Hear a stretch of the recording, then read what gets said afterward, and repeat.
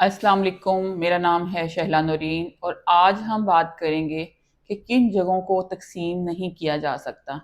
ना ही उनकी तकसीम के लिए कोई दरख्वास्त दी जा सकती है और ना ही उन्हें तकसीम किया जा सकता है।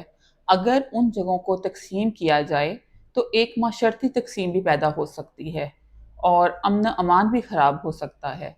तो इस वजह से कुछ ऐसी जगह हैं जो लॉ ने डिफ़ाइन की हैं।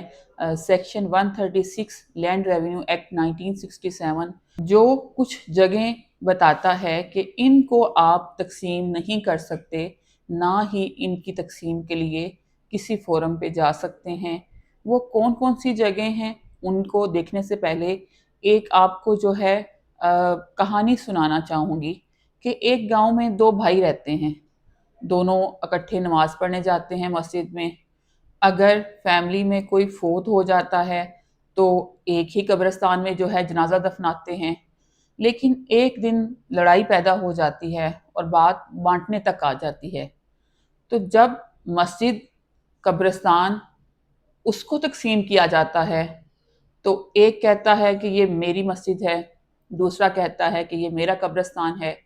इस कब्रिस्तान में मैं तुम्हें कोई अपना जो है नहीं दफनाने दूंगा, मेरी मस्जिद में तुम नमाज नहीं पढ़ सकते। ये एक कैसा मंजर हो कि कब्रिस्तान के बाहर बोर्ड लगा हुआ हो, प्राइवेट प्रॉपर्टी नो एंट्री, या फिर मस्जिद की सफ़ों पे प्लॉट नंबर लिखे हों और उसके बाहर भी बोर्ड लगा हो कि दाखिला ममनू है। ये सूरत हाल किसी भी सोसाइटी के लिए या कम्युनिटी के लिए बहुत परेशान कुन हो सकती है। तो इसलिए लॉ ने कुछ एरियाज़ को लिमिटाइज कर दिया है कि इन एरियाज़ की तकसीम नहीं हो सकती। और सबसे पहला जो है वो है इबादत गाहें। इबादत गाह कोई भी है, मस्जिद, मंदिर, इमाम बारगाह, गिरजाघर, किसी भी मज़हब या मसलिक का जो है वो इबादत गाह है, वो इंडिविजिबल है, उसको तकसीम नहीं किया जा सकता अगर वो मुश्तरका खाते में हैं और वो तमाम जो है कम्युनिटी के लोगों के जो है इस्तेमाल के लिए रहेंगी।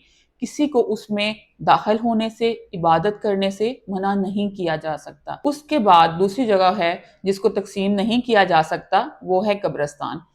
कब्रिस्तान में पूरे गांव और मौजा के लोग जो हैं वो अपने फोत हो जाने वाले लोगों को दफनाते हैं और उसमें कोई तहसीस नहीं है और ना ही कोई उसकी तकसीम का जो है वो दावा कर सकता है। वो कम्युनिटी के जो है कॉमन कॉज के लिए है।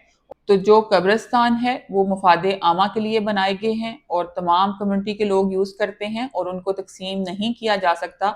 और ना ही कोई ये शख्स क्लेम कर सकता है कि ये कब्रिस्तान मेरे हिस्सा का है। बेशक वो कब्रिस्तान या कोई भी मस्जिद, कोई इबादत गाह जो उस मौज़ा के लैंड ओनर्स हैं, उन्होंने ही उन्हीं की प्रॉपर्टी में से जो है वो एक टाइम पे बनाए गए थे और वो रकबे लिए गए थे।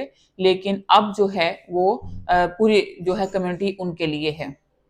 इसके बाद नेक्स्ट जो जगह हैं जिनको तकसीम नहीं किया जा सकता, वो नहरें, नदी नाले, दरिया, आबशारें, कुएं, टैंक, खाले, नाले, पानी की गुजरगाहें, ऐसी तमाम जगह जो जहाँ से जो है पूरी कम्युनिटी जो है बेनिफिट उठाती है और तमाम लोग अपनी ज़मीनें सैराब करते हैं, पीने के लिए पानी इस्तेमाल करते हैं, तो उनकी तकसीम नहीं हो सकती। ऐसा मुमकिन नहीं है कि जो कुआं है वो आधा एक एक ऑनर की जो है, एक मालिक की पोजेशन में हो और आधा जो है वो दूसरे की पोजेशन में हो और इसको ये डिवाइड नहीं किया जा सकता।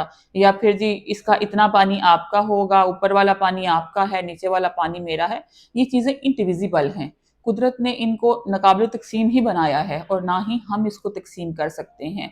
तो इसलिए ऐसी चीज़ें जो सोसाइटी में बिगाड़ का सबब पैदा करें, जिससे जो है डिस्प्यूट पैदा हो, और जो कुदरत ने जिन चीज़ों को तकसीम नहीं किया उनको हमारा भी कोई राइट नहीं है। ऐसी चीज़ें जो हैं वो पूरी कम्युनिटी के जो है बेनिफिट के लिए इस्तेमाल होती हैं, उनको तकसीम नहीं किया जा सकता। इसके बाद जो नेक्स्ट जगह है जिसको तकसीम नहीं किया जा सकता, वो चरागाहें हैं। उसमें शामलात दे की जगह हैं, उसमें मौज़ा के स्कूल्स हैं, हॉस्पिटल्स हैं, उसमें रोड्स हैं, जो सड़कें उस मौज़ा की, उस गांव की निकाली गई थी, वो डेफिनेटली एक टाइम पे जो ज़मीन के मालिकान हैं उन्हीं के रकबे से जो है उनको माइनस किया गया था और निकाला गया था। لیکن بہت ساری ایسی جگہوں پہ جو رقبے ہیں، جو ایون کے روڈز بن چکے ہیں، وہ پرائیویٹ مالکان کے نام پہ ہی آ رہے ہیں، ان کے انتقال جو ہے وہ ٹرانسفر نہیں کیے گئے گورنمنٹ کے نام پہ، لیکن بے شک ان کی جو ملکیت ہے وہ پرائیویٹ آنرز کے نام پہ ہی آ رہی ہو، سٹل وہ جو ہے اس کی تقسیم کا دعویٰ نہیں کر سکتے اور نہ ہی اس کی آنرشپ کلیم کر سکتے ہیں۔